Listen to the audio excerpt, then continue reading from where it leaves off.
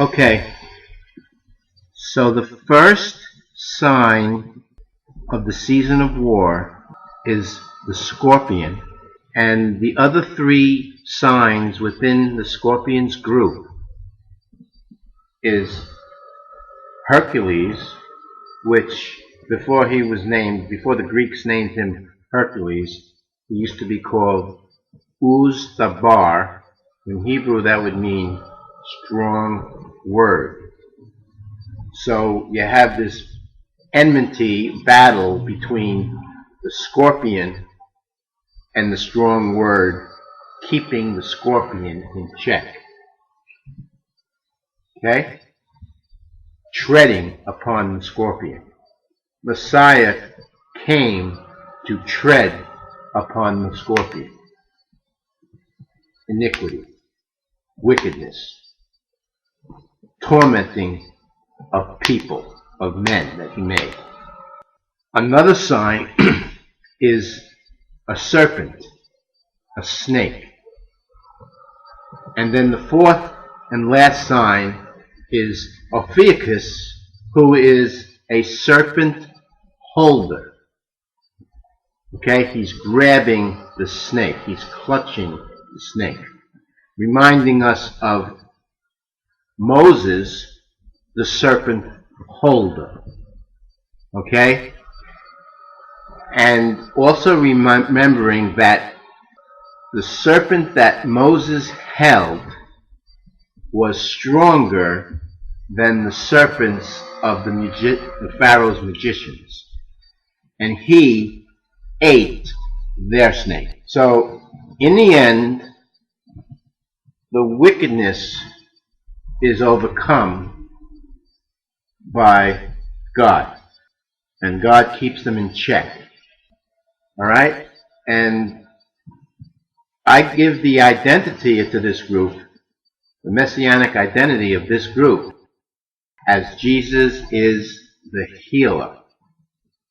Because when he came, a big piece of what he did was heal the people, heal the multitudes. Everybody was coming to him with all of their sicknesses that were caused by, well, we know them as bacteria, we know them in this and that, and mental problems and all that, but in those days, and even as I think, they're caused by demons. The wickedness that Satan has in his arsenal to vex us and hurt us. Okay? And when Jesus came, it was rampant. And Jesus had compassion.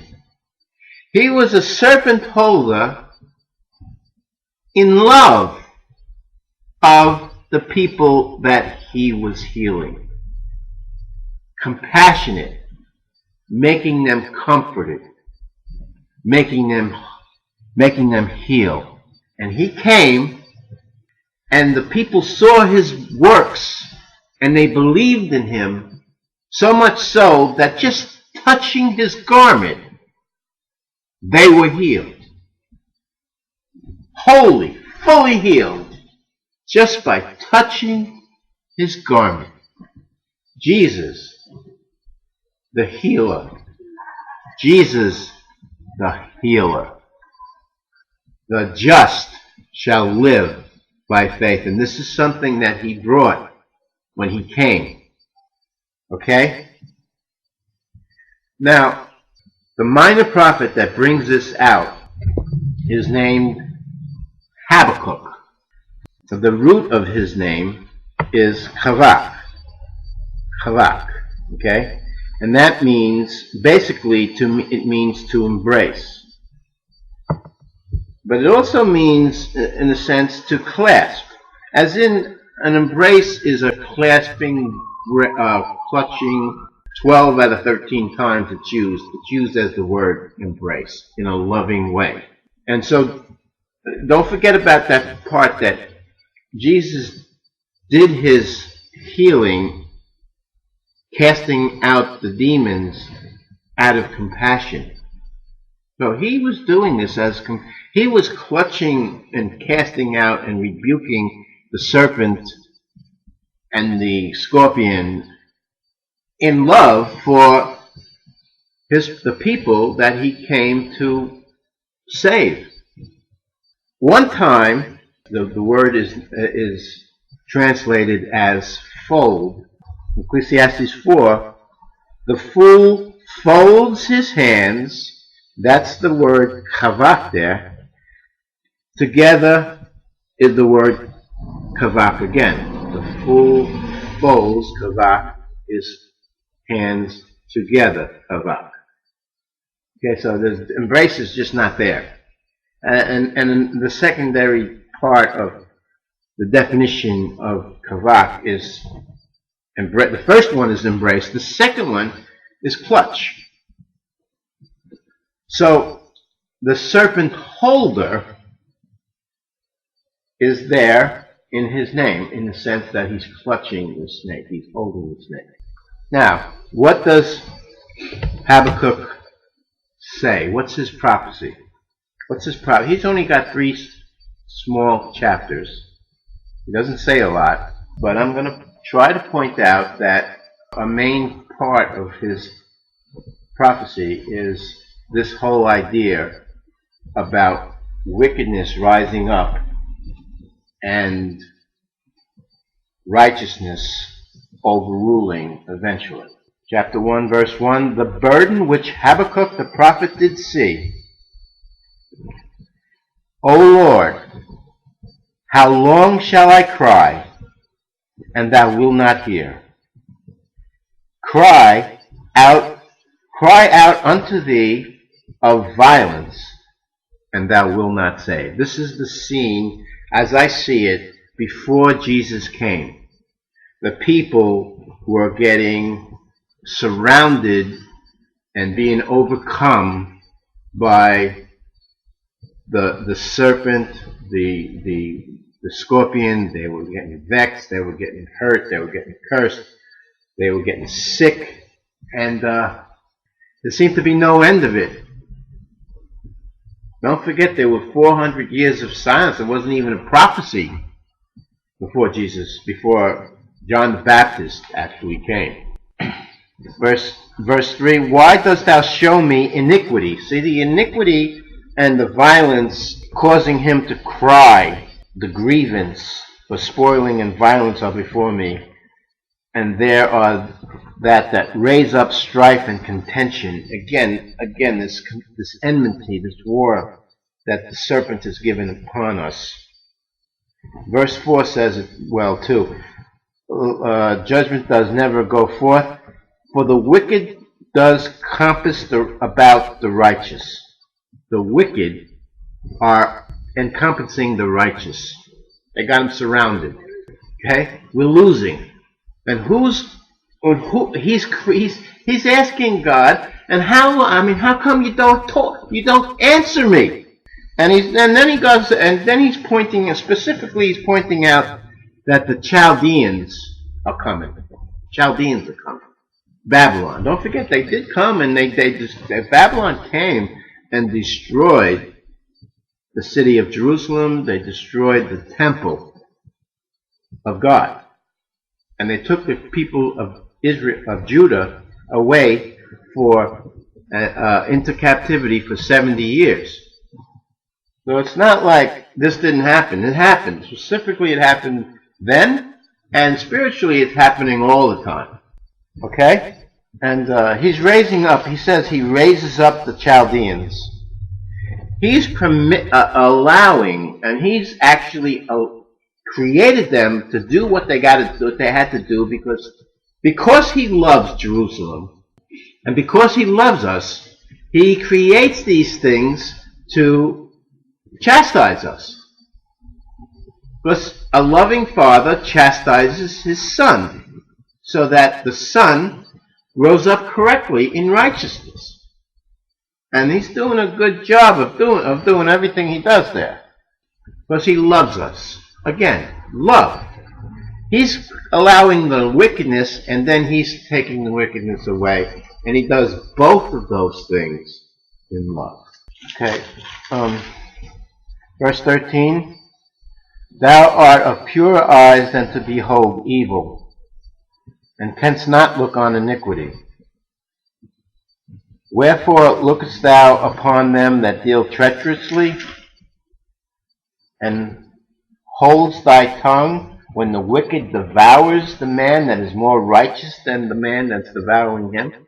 Okay, and you, in other words, holding his tongue. Don't forget, he's holding his tongue then, at a time. There's a time he holds his tongue, and there's a time when the strong word comes forth from his tongue and puts that serpent and scorpion in check. And that's the time when Jesus comes.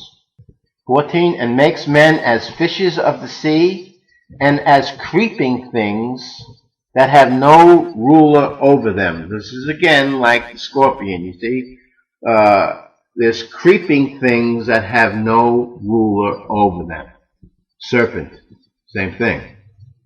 A creeping thing. Now he's talking about these men that are as fishes of the sea. So the men that are fishes of the sea, you'll see, are actually the victims. Now, so Jesus said to Peter, you're going to be a fisher of men. These guys, these wickedness people, are also fishers of men here. These wicked fishers of men, they take up all of them with the angle. They catch them in their net and gather them in their drag. Therefore they rejoice and are glad. So they're getting very happy that they're just having a good time fishing these men out. Therefore they sacrifice unto their net and burn incense unto their drag, because by them their portion is fat and their meat plenteous. Now they're talking about the Chaldeans, how the Chaldeans just had a full reign over the nations. They were just destroying, just like the Assyrians before them.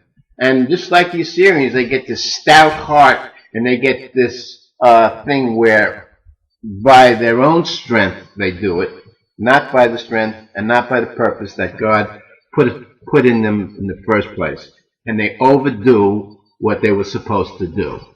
Now in verse 2, he says, chapter 2, I will stand upon my watch, and set me upon the tower, and will watch to see what he will say unto me, and what I shall answer when I am reproved. So he's asking God about the wickedness, okay? And he wants some kind of an answer of what are you going to do about it? And he's going to stand in this tower and wait. Because he knows God is going to answer him. He's a prophet. He knows that.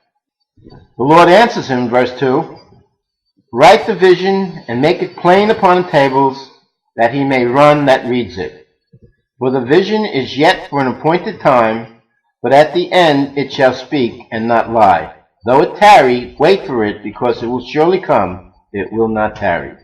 I think that's talking about 400 years you're going to wait. More than 400 years you're going to wait. But it's going to come. Jesus is going to come. And he's going to correct a lot of what the wickedness is. And as far as the Chaldeans go, they were corrected as well. They were corrected at the time they should have been corrected. The Medes and the Persians took over, and the transfer of empire, world empire, was transferred to them, and so on and so forth. Verse 7, chapter 2, verse 7, shall they not rise up suddenly that bite thee, and awake that shall vex thee, and shalt be for booties unto them, or spoiled, or what a conqueror gets when he overcomes a city. So notice that he's calling them entities that will bite us and will vex us, like scorpions and serpents. Okay, you see this, the symbology there is the same. Okay, verse 9, woe to him that covets an evil covetousness to his house, that he may set his nest on high, and that he may be delivered from the power of evil. So, do you remember when Paul says, Paul says, we wrestle not against flesh and blood, but from powers, principalities, and spiritual wickedness in high places. This is that spiritual wickedness in high places that he's talking about here. It's an evil covetousness. One of the roots of evil is covetousness, which is wanting, selfish, everything for yourself, not sharing, not giving, not being gracious, not lending, that he may set his nest on high. Okay? That's that high spiritual wickedness in high places. And thinking that he's going to be delivered from the power of evil, which he means there is, he's not going to get, he's so high and so mighty, there isn't, God is not even going to be able to touch him. There's no fear of God there. He thinks he can go so high in his spiritual wickedness that nobody's going to take it. And he's wrong. Okay. But verse 14 shows that judgment will come to them, and the Lord will speak and fix everything. Verse 14, for the earth shall be filled with knowledge of the glory of the Lord, as the waters cover the sea. And then it goes on and on with the wickedness again. Woe to him that gives his neighbor drink, and puts thy bottle to him, makes him drunk, as thou may look on his nakedness. And talking about how there's no life in a dumb idol. There's a God with a dumb idol with nothing. But the Lord is in his holy temple. Let all the earth keep silence before him, because he's the strong word. Everybody's got to be quiet, and he's the one who talks. Okay, verse 3, chapter 3. It's a prayer. O Lord, I have heard thy speech. A strong word, you heard it. Was afraid, O Lord, revive thy work in the midst of the years. In the midst of the years, make known. In wrath, remember mercy. God came from Teman, and the Holy One from Mount Paran, Selah. His glory covered the heavens, and his earth was full of praise. His brightness was as the light. He had horns coming out of his hands, and there was hiding of his power. Before him went the pestilence, and burning coals went forth at his feet. He stood and he measured the earth. He beheld and drove asunder the nations, and everlasting mountains were scattered. The perpetual hills did bow, his ways are everlasting. So you see, he drove asunder the nations. And again, he also drove asunder the spiritual wickedness in high places behind those nations. And he also, again, he healed the people. He had compassion on the people. He healed the people. Messiah is healer. The mountains saw thee and trembled. Verse 10, overflowing of water passed by. The deep uttered his voice and lifted up his hands on high. In other words, the deep praised him. The sun and the moon stood still in their habitation. At the light of thine arrows they went, and are shining of thy glittering spear. Verse 12, thou didst march through the land in indignation. Thou didst stretch the heathen in anger. Thou wentst forth for salvation of thy people, even for salvation with thine anointed. Thou woundest the head of the house of the wicked by discovering the foundation unto the neck. But you see there, it's the idea that he wounds the head of the wicked. That's the idea that we're getting here. We're getting the treading upon the scorpion. Okay, so again, it's only 3 chapters, and there's more, there would be more if he had more to say. But you get the picture that the righteous are encompassed about by the wicked. In the day of Habakkuk, there was a time coming when he was going to utter his voice and straighten it all out. And again, I see the name embrace coupled with the name clasp, coupled with the name with the Ophiuchus serpent holder, holding the serpent and keeping it in check as healing when he came and he healed the multitudes. So powerful, again, so powerful that if they would just touch the hem of his garment, they would be fully healed.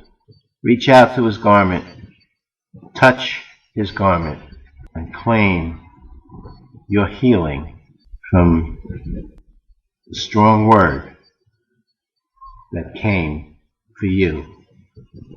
Because he loves you, because he wants to save you, and because he wants to comfort you and make you whole. In Jesus' name, amen.